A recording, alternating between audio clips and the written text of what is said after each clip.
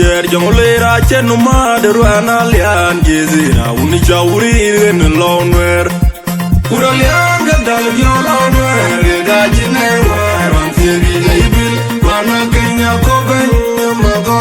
magondi majuga tiada yalo awela kum ndir pan mangu balanya kenkele ya judi yakubo midjon galo uralian gelonwer unbur cher jongolera chenu maderu analian jezira unichauri in lonwer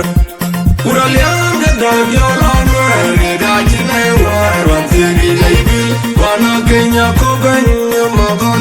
magondi majuga tiada yalo awela kum ndir pan mangu balanya kenkele ya judi yakubo nyalwa ke ajingi di the tele ting Pioth ukachilo re pioven yilor mama nyilu tunyu wil na wood vale na chulga urani di anya yubiada chinna de nyande ai lo yang ge vibe alangi de mo magura ni nyande amina ge pio madul win garam magara ai pio net kwalen na cheo magon majuga chilor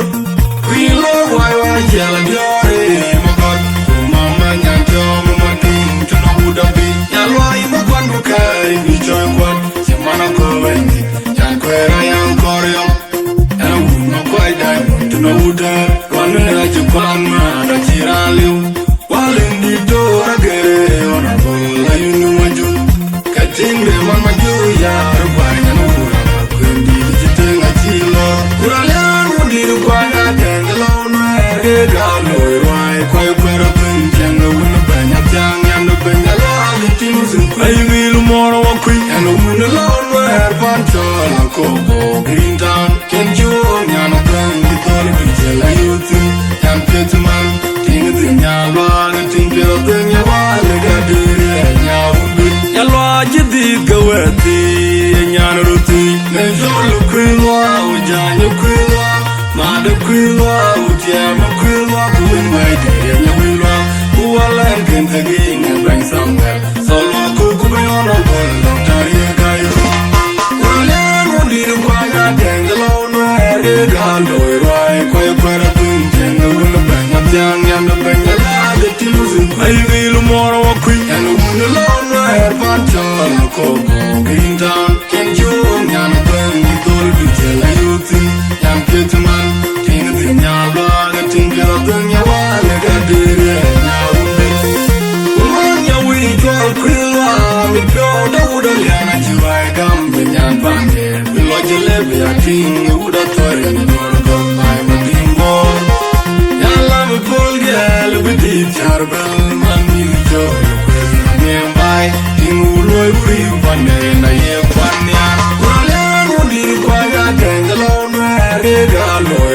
kwai kwara tunjen wuna banya jang yam banya la de timusin ai will moro wa kui and wuna la wer panchola ko green town ken ju nyana ben ditol bijela yutin yam petman ting dinya la ting kala banya wale gadire nyawumbi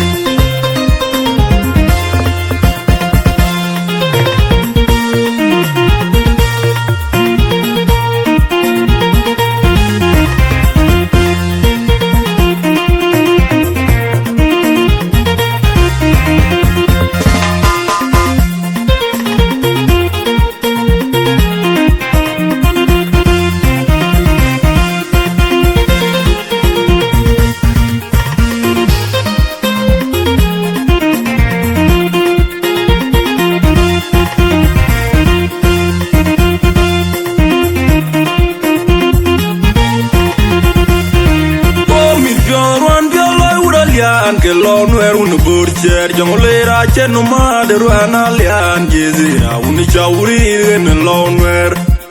uralian gadal yolonwer gajine waran tiri ibil wana kenya koben magondi majuga tiada yalo awela kum ndir pan mangu balanya kenkele ya judi yakubo midjon galo uralian gelonwer unbur cher jongolera chenu maderu analian jezira unichauri in lonwer uralian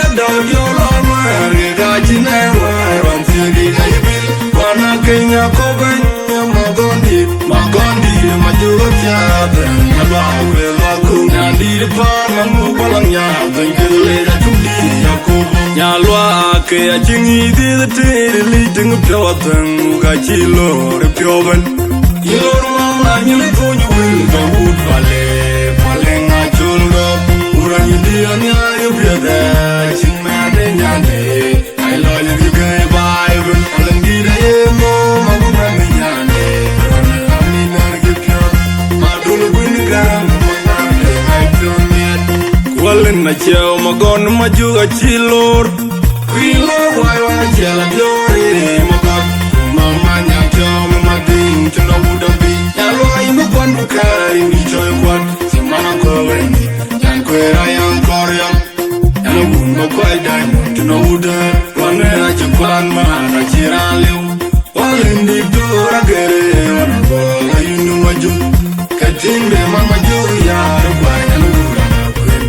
Tenga chilo, kuralemu di kwana pengalon where galo irai kwaya kwara tenga wuna penga tiang yana penga la de tilusu ayi wilu mora wakwi yana wuna lon where pancha la kobo green town kenjuo yana penga tolu bichela yutin yan petiman tinga tinyalwa tingala tenga wale gadire nyawundi yalwa jidid gawati yana ruti Nejolu kwilwa, ujanya kwilwa Mada kwilwa, ujama kwilwa Kuwinga kere nyawilwa Uwala nkenta ginya bring somewhere Solwa kukubayona bula Tariya gairu